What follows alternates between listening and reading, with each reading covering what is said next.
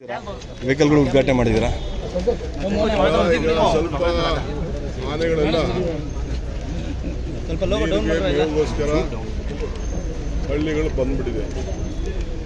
So ನಾನು ಸುಮಾರು grant ಮಾಡಿಸಿದ್ದೀನಿ. ರೈಲು ಇದನ್ನು ಗಾರ್ಡ್ ಮಾಡಲಿಕ್ಕೆ ಸುಮಾರು ಹಣನೇ ನಮ್ಮ ಜಿಲ್ಲೆ ಕೊಟ್ಟಿದ್ದಾರೆ. ನಿನ್ನೆ ಕೂಡ ನಾನು ಫಾರೆಸ್ಟ್ ಅಫಿಷಿಯಲ್ಸ್ ಹತ್ರ ಮಿನಿಸ್ಟರ್ ಹತ್ರ ಮಾತಾಡಿದೆ. ಈ ದುಡ್ಡು ಅಲ್ಲೂ ರಿಲೀಸ್ ಮಾಡಿದೆ. ಇನ್ನೊಂದು ಅಷ್ಟು ಕಿಲೋಮೀಟರ್ನ ಕೊಡ್ತಾ ಇದ್ದಾರೆ. ಮೊನ್ನೆ ಒಂದು ಸಾವು ಕೂಡ ಆಗಿದೆ. ಹೌದು ಸರ್. ಚನ್ನಪಟ್ಟಣದಲ್ಲೂ ಭಾಳ ತೊಂದರೆ ಆಗ್ತಾಯಿದೆ.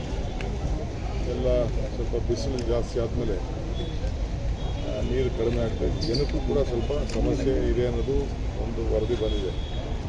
ಅದಕ್ಕೆ ನಾನು ಸ್ವಲ್ಪ ರಿವ್ಯೂ ಮಾಡೋಣ ಅಂತೇಳಿ ನಾನು ಅದಕ್ಕೆ ಬಂದಿದ್ದೀನಿ.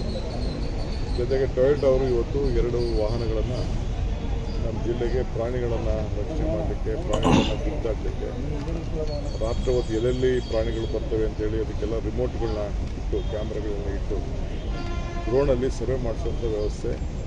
ಈಗಾಗಲೇ ಪ್ರಾಣಿಗಳ ಮೂಮೆಂಟ್ ಕೂಡ ಗೊತ್ತಾಗ್ತದೆ. ಅದಕ್ಕೆಲ್ಲ ಕ್ಯಾಮ್ರಾಗಳನ್ನು ನಮ್ಮ ಜಿಲ್ಲೆಯಲ್ಲಿ ಶಿಫ್ಟ್ ಮಾಡಿದ್ದೀವಿ. ಬೆಂಗಳೂರಿಗೆ ಹತ್ತಿರ ಇದ್ದು ಕೂಡ ನಮ್ಮ ಸಂಗಮ, ಈ ಕಡೆ ಬನ್ನೇರುಘಟ್ಟ ಎಲ್ಲ ಕೂಡ ಸ್ವಲ್ಪ ಹೊಂದ್ಕೊಂಡಿರೋದ್ರಿಂದ ಸ್ವಲ್ಪ ಪ್ರಾಣಿಗಳು ಜಾಸ್ತಿ ಮೂಮೆಂಟ್ ಇದೆ. ಇಲ್ಲಿ ನಮ್ಮ ಕ್ಷೇತ್ರದಲ್ಲಿ 50-60 ಆನೆ ಒಂದೇ ಸತಿ ಟ್ರಾವೆಲ್ ಮಾಡೋಂಥದ್ದೆಲ್ಲ ಫೋಟೋಗಳೆಲ್ಲ ನಮ್ಮ ಅಧಿಕಾರಿಗಳೆಲ್ಲ ತೋರಿಸಿದ್ರು. ಸೊ ಇದ್ರ ಬಗ್ಗೆ, ಕುಡಿಯೋ ನೀರಿನ ಬಗ್ಗೆ ಮತ್ತು ಪ್ರಗತಿ ಬಗ್ಗೆ ಏನೇನಾಗಿದೆ ಅಂತೇಳಿ ನಾನು 1 ವರ್ಷ, 2 ವರ್ಷ, 1.5 ವರ್ಷ ಮೇಲಾಯಿತು ಮೀಟಿಂಗ್ ಮಾಡಿ ಮಾಡೋಣ. ರೈಲ್ವೆ ಬ್ಯಾರಿಕೇಡಿಂಗ್ ಆಗಿಲ್ಲ ಅನ್ನೋಂಥದ್ದು ಸರ್? ನಾನು ಏನಿಲ್ಲ, ಒಂದೇ ಸತಿ ಆಗಲ್ಲ. ಇಡೀ ರಾಜ್ಯದಲ್ಲಿ ಈ ಪ್ರಾಬ್ಲಮ್ ಇದೆ. ಈಗ ಸಾತೂರು ಹೋಬಳಿಯೆಲ್ಲ ಹೆಚ್ಚು ಕಮ್ಮಿ ಮುಗಿಸಿದ್ದೀವಿ.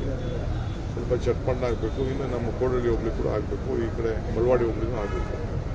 ಅದ್ರ ಬಗ್ಗೆ ಎಲ್ಲ ಮಾಡ್ತೀವಿ. ಬಜೆಟಲ್ಲೂ ಕೂಡ ಈ ಸತಿ ಅದಕ್ಕೆ ಪ್ರೊವೈಡ್ ಮಾಡಿದ್ದಾರೆ. ಸರ್ಕಾರ ಇದ್ರ ಬಗ್ಗೆ ಆಸಕ್ತಿ ವಹಿಸ್ತಲ್ಲ. ಕೇಂದ್ರ ಫಾರೆಸ್ಟ್ ಮಿನಿಸ್ಟರ್ ಕರೆಸ್ತೀವಿ ಅಂತ ಹೇಳಿಕೆ ಸರ್. 15 ಒಳಗೆ ನಮ್ಮ ಜಿಲ್ಲೆಗೆ ಶುಭ ಸುದ್ದಿ ಸಿಗುತ್ತೆ ಅನ್ನೋಂಥದ್ದು ಸರ್.